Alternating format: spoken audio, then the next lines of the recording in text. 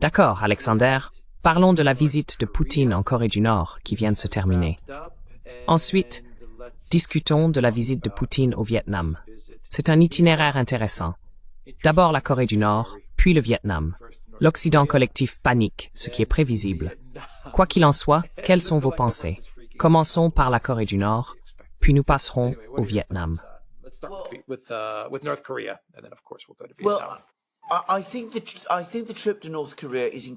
Je pense que le voyage en Corée du Nord est extrêmement important car il s'inscrit dans une série de mouvements diplomatiques significatifs que les Russes ont entrepris au cours des derniers mois.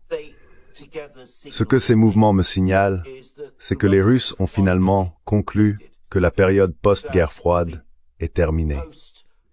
Même la période de détente de la fin de l'ère de la guerre froide est également terminée. Il y a maintenant une confrontation directe entre l'Occident et la Russie, et cela ne va plus changer. En conséquence, les Russes reconstruisent maintenant certaines de leurs alliances de la guerre froide.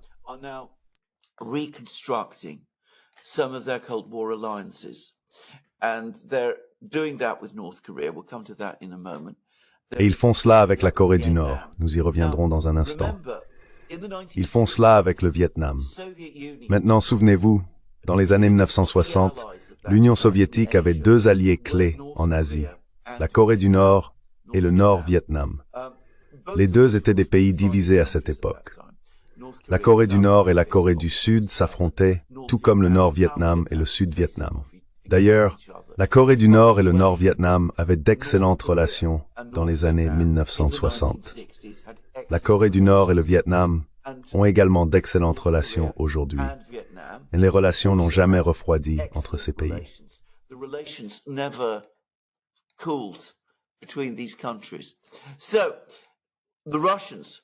Alors, les Russes reconstruisent ces anciennes alliances de la guerre froide.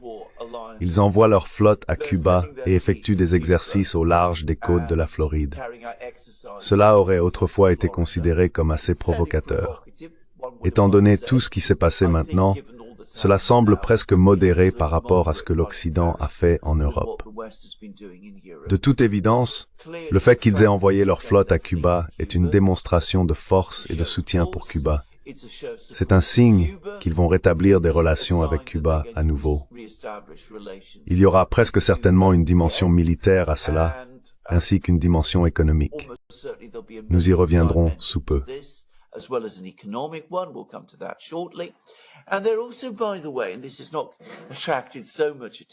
Et ils sont aussi d'ailleurs, et cela n'a pas attiré beaucoup d'attention, ils ont essentiellement réhabilité les talibans en Afghanistan.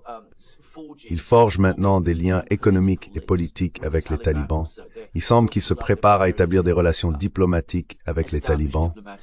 Ils fournissent une aide économique à l'Afghanistan et semblent également améliorer progressivement leurs relations avec l'Afghanistan. Donc, ce sont des pays qui sont des adversaires occidentaux. Et bien sûr, l'Iran, avec lequel les Russes ont également des relations étroites, est aussi un adversaire. Les Russes ont négligé toutes ces alliances et les ont laissées dépérir pendant l'ère Gorbatchev-Eltsine.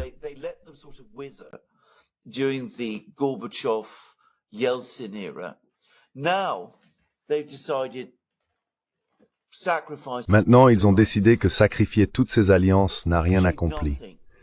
L'Occident en a profité, et cela n'a abouti à aucun rapprochement permanent entre nous et l'Occident.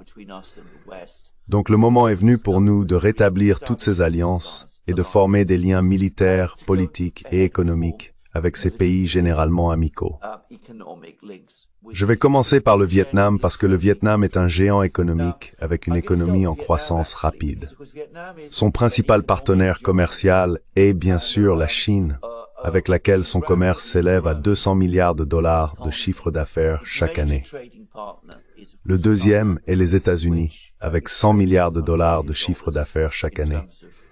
La Russie est loin derrière avec seulement 5 milliards de dollars, mais elle croît très rapidement. Russia is far behind, it's just $5 billion, but it's growing very fast. The Russians will want to improve Les Russes voudront améliorer et accélérer les relations économiques avec le Vietnam, avec lequel ils avaient autrefois des liens économiques très étroits. Au-delà de cela, les Russes ont toujours eu des relations politiques très amicales avec le Vietnam. Ils veulent s'assurer que le Vietnam s'aligne avec eux et finalement avec la Chine, et non avec les États-Unis. Le Vietnam semble vouloir postuler pour rejoindre les BRICS, et les Russes veulent consolider cela. Ils veulent que le Vietnam s'engage à nouveau dans le système eurasien. Je pense qu'ils réussiront. Vous pouvez voir Poutine être extrêmement bien accueilli au Vietnam. Je soupçonne qu'il y aura également un accord sur les armes. Les Vietnamiens se sont traditionnellement approvisionnés en armes auprès de la Russie. Et il y aura aussi des liens économiques.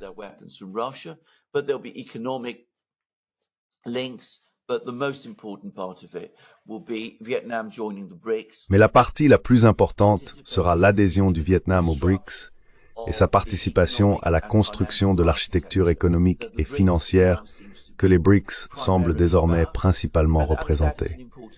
C'est une visite importante.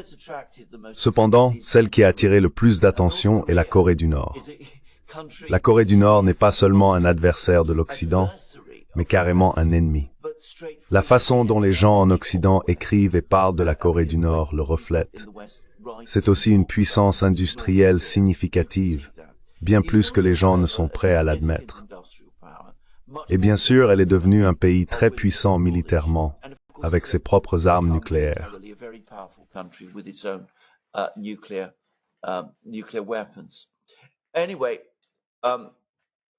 Quoi qu'il en soit, Poutine a maintenant conclu ce qui est en fait une alliance militaire avec la Corée du Nord. Si vous regardez le traité, l'accord de partenariat global qui a maintenant été publié, 3 des clauses ont des dimensions militaires. Elles engagent la Russie à défendre la Corée du Nord si elle est attaquée. La Corée du Nord a pris des engagements similaires à l'égard de la Russie. Il y aura clairement des échanges techniques militaires également. Les Russes aideront les Nord-Coréens à développer encore davantage leur armée. Il ne fait aucun doute qu'ils recevront beaucoup d'armes des Nord-Coréens. On en a beaucoup parlé, mais il semble que cela va maintenant être officialisé.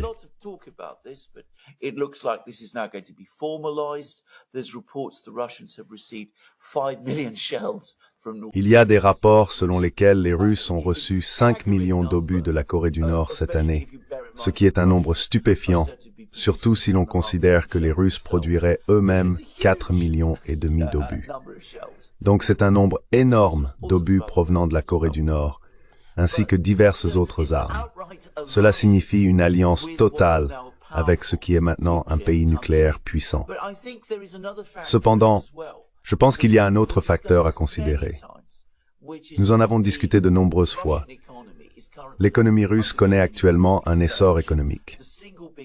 Le plus grand problème auquel la Russie est confrontée est la pénurie de main-d'œuvre. La Corée du Nord dispose d'une abondance de travailleurs bien formés.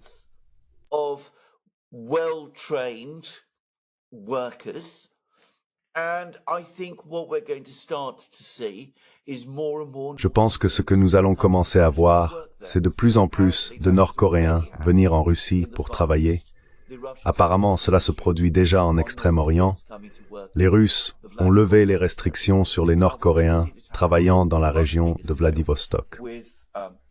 Nous allons voir cela se produire à une échelle beaucoup plus grande, avec probablement des usines nord-coréennes reconstruites avec des machines-outils et remplissant des commandes pour les marchés de consommation et de l'industrie lourde russe.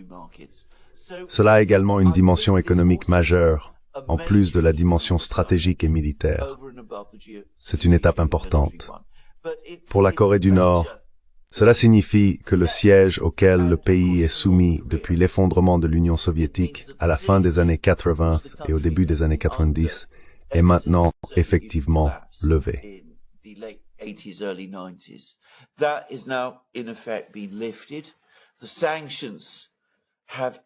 Les sanctions ont augmenté, mais seront effectivement annulées. Si vous regardez le traité, il parle de choses comme la sécurité alimentaire, qui est un problème très important pour les Nord-Coréens. La Russie, le plus grand producteur alimentaire du monde, peut facilement fournir à la Corée du Nord de la nourriture, des matières premières et de l'énergie. Elle peut également fournir à la Corée du Nord de la technologie que les États-Unis ont essayé d'empêcher la Corée du Nord d'accéder. Maintenant, la Corée du Nord va obtenir ces ressources. Donc un grand succès pour les États-Unis et leur politique étrangère, si vous voulez.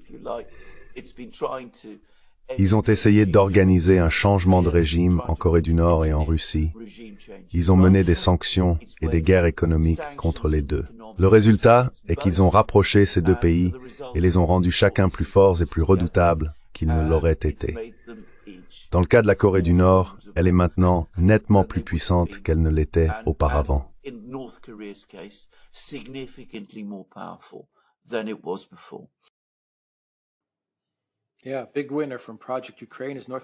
Oui, le grand gagnant du projet Ukraine est la Corée du Nord. Non, le plus grand gagnant. Qui aurait pu le prévoir? Eh bien, en effet, le Wall Street Journal a publié un article affirmant que les services de renseignement américains et les responsables de la Maison-Blanche de Biden sont choqués. Ils sont absolument choqués que la Russie crée tous ces partenariats avec la Chine, la Corée du Nord, le Vietnam et l'Iran. Ils ne peuvent pas croire que cela se passe. C'est ce que le Wall Street Journal a rapporté. Les services de renseignement américains, les responsables de la Maison-Blanche de Biden et tous les experts des think tanks ne l'avaient jamais vu venir. Que dire, que peut-on dire? Tout ce que je peux dire, c'est qu'ils auraient dû demander notre avis. C'est tout ce que je peux dire à ce sujet. Ils auraient pu demander l'avis d'un enfant de 3 ans. Ils auraient dit, vous savez, peut-être que si vous sanctionnez la Russie 16 000 fois, il pourrait s'associer avec la Corée du Nord. Je ne sais pas.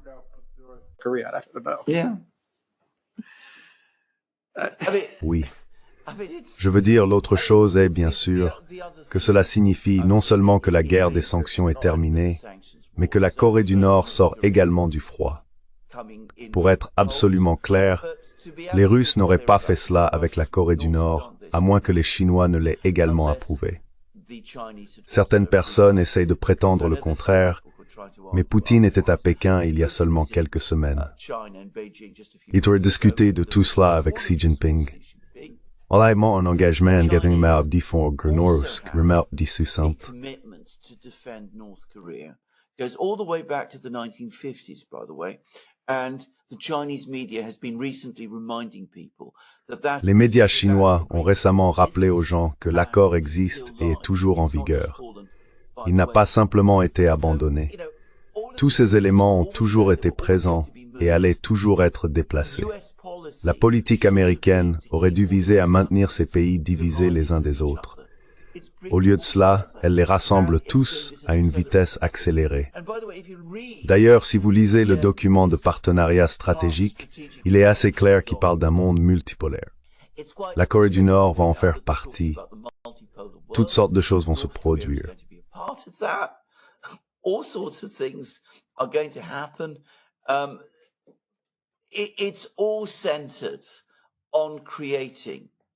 Tout est centré sur la création d'alternatives au système dirigé par les États-Unis. La Corée du Nord, de tous les pays, le royaume ermite, comme on l'appelle, le pays le plus isolé, est invitée non seulement par les Russes, mais aussi par les Chinois. Elle sera un participant à part entière. Cela impliquera d'ailleurs certaines adaptations à l'idéologie nord-coréenne. Les Nord-Coréens ont toujours parlé d'autosuffisance complète, et tout cela. S'ils vont participer à un système multipolaire, alors dans une certaine mesure ils devront s'adapter. Mais je suis sûr qu'ils le peuvent. Kim Jong-un a bien l'intention de le faire.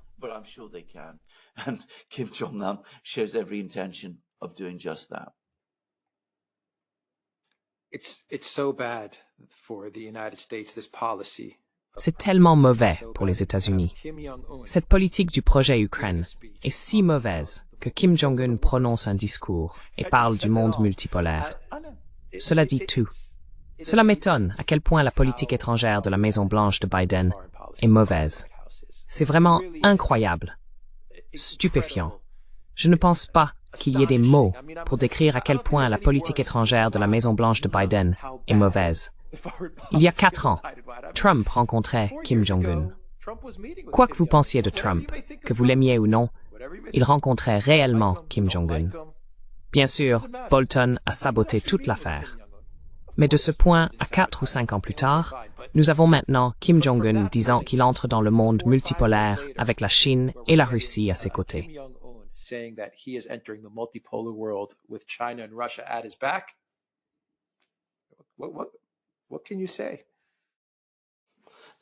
Que dire? C'est ce qui arrive quand on ne fait pas de diplomatie, quand on poursuit des politiques de conflit et de guerre, et quand on veut sanctionner tout le monde. Les sanctions deviennent complètement incontrôlables. Cela vous mène dans une impasse. Finalement, les gens commencent à vous contourner, ce qu'ils font de plus en plus maintenant. Tout cela était complètement prévisible. Ils ont également dit que les sanctions unilatérales sont illégales. Ils ont mentionné que l'utilisation abusive des tribunaux internationaux pour poursuivre des objectifs politiques est mauvaise. Il y avait beaucoup de choses à dire. Il y avait aussi un peu de langue de bois. Ils ont également parlé du changement climatique. Imaginez juste la Corée du Nord s'engageant à lutter contre le changement climatique. Mais voilà.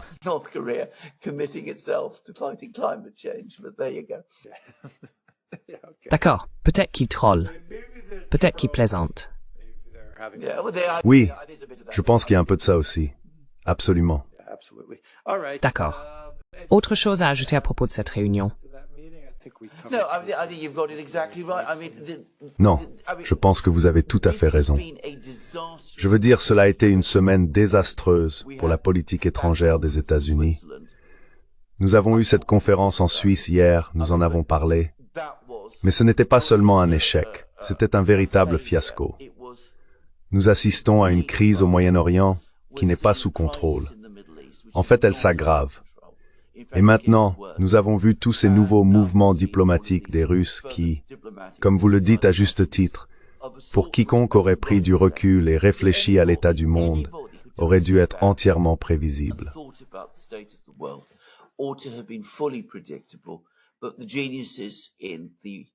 Mais les génies de Washington ne l'ont apparemment pas prédit. Ils ne pouvaient pas prédire que la Chine et la Russie se rapprocheraient. Vous vous souvenez? Ils disaient que ces deux pays ne le feraient pas.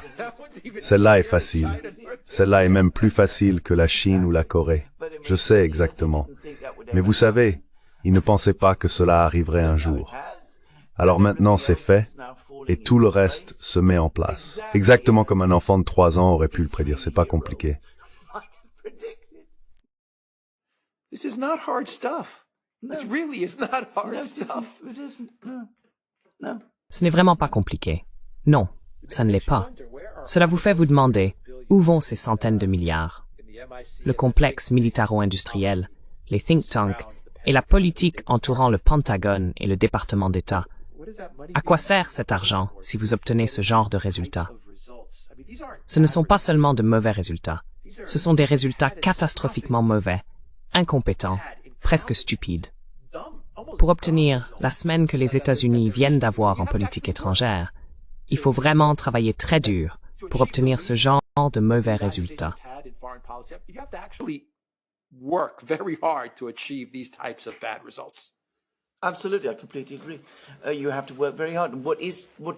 Absolument. Je suis complètement d'accord. Il faut travailler très dur. Que se passe-t-il dans les think tanks et les ONG? Il faut lire ce que ces gens écrivent pour comprendre à quel point ils sont complètement déconnectés de la réalité et à quel point ils sont unifiés dans leurs pensées. Ils passent tout leur temps à se parler et à s'exciter mutuellement. Bien sûr, ils ne suivent pas correctement les courants de ce qui se passe dans le monde au sens large. Vous savez, Bismarck, l'un des praticiens les plus célèbres et les plus réussis de la politique étrangère, était un grand praticien de la realpolitik.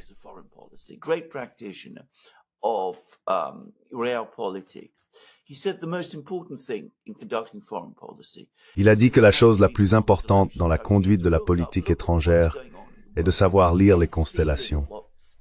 Il faut lever les yeux observer ce qui se passe dans le monde et avoir une idée de ce que pensent les pays et leurs dirigeants. Si vous pouvez bien faire cela, vous façonnerez votre politique de la bonne manière. Ces gens ne font pas cela. Ils n'essayent pas de lire les constellations. Au lieu de cela, ils se parlent entre eux, sont très idéologiques et croient encore que leur pouvoir est illimité. En conséquence, ils obtiennent les résultats que nous voyons. As a result, they get the results we see. D'accord, nous allons terminer ici. theduran.locals.com. Nous sommes sur Rumble, Odyssey, BitChute, Telegram, Rockfin et Twitter for X. Allez à la boutique The Duran. Utilisez le code Football24 pour acheter des articles de football. Merch. Take care.